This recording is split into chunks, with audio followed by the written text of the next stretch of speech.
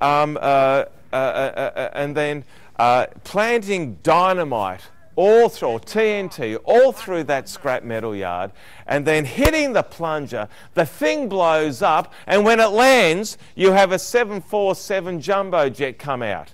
Now, what would the chances of that happening be? What would the chances?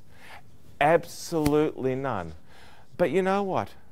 To say that a human eye just evolved over a period of 1,000,000 years is infinitely more impossible. The human eye is infinitely more complex than even a jumbo jet. You know, it doesn't even deserve a serious consideration by fair-minded and honest people. Look at this. I want you to see this. Fourth quarter. Jacobs. Thomas done some damage. Has Dale Thomas. Let's just have a look at that again. And just one more time from a different angle.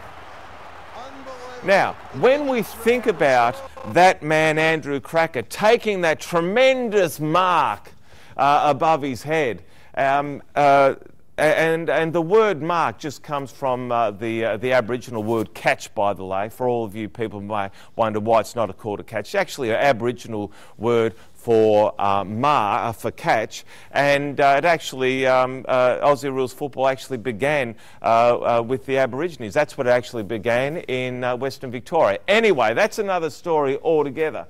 But this mark that we see, and it happens so quickly, and we see how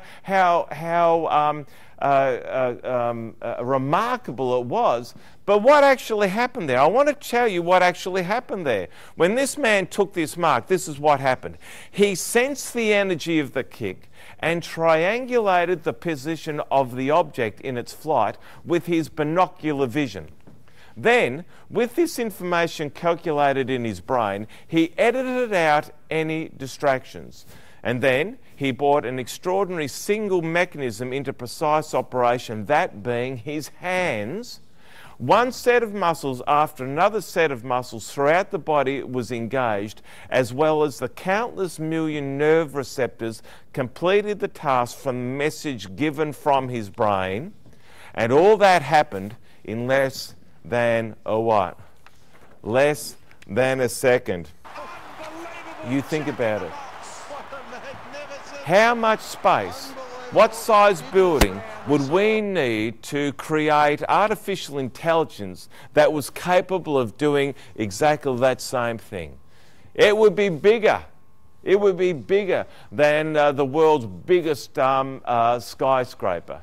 You know what we see is that we are certainly wonderfully and fearfully made, and science is starting to recognise this now. I want to show you something. This is from Time magazine.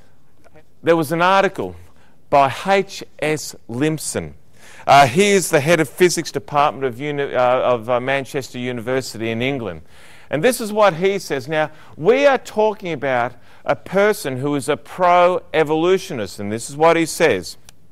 I think, however, that we must go further than this and admit that the only acceptable explanation is what? What does it say there? Okay, he says the only acceptable explanation is creation.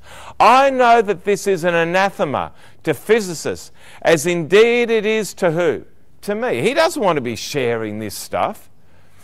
We must not reject the theory that we do not like if the experimental evidence supports it. You know, this man Limpson is actually saying now that the experimental evidence is no longer supporting Darwinism. It's not supporting evolution. It's supporting the idea that in the beginning God created the heavens and the earth. And how interesting it is. Now, it's not only coming from this man, this professor, it's actually coming from other evolutionary scientists as well. Stephen Jay Gould, who has been a strong proponent of evolutionary thought and has had many articles written in scientific journals. This is what he says. The extreme rarity of transitional forms in the fossil record persists as the trade secret of paleontology. The evolutionary tree that adorn our textbooks have data only at the tips and nodes of their branches. The rest is inference. What is Stephen Jay Gould saying here? He is saying that there is no evidence to support their final conclusions. There is no research. There is no data to support it at all. Philip E. Johnston, he wrote a book called The Wedge of Truth. This is what he said. It has been 140 years since Darwin introduced his theory to the world, and what do we have to show for it? For all the brave talk about evolution as an established fact, much of the evidence actually seems to run against Darwinism. As for examples, fossils that don't show creatures gradually changing, but rather staying the same. Yet Darwinists so want the theory to be true, they obscure the what? What do? They obscure the evidence. These are remarkable, if you like, testimonies from these people, and saying that the information, the facts are being fudged now to support the theory. In Mark chapter 10, Jesus says this. He says, from the beginning of creation, God made them male and female. You know how I've spoken over the course of our time together, the importance of really studying the Bible closely and comparing Scripture with Scripture.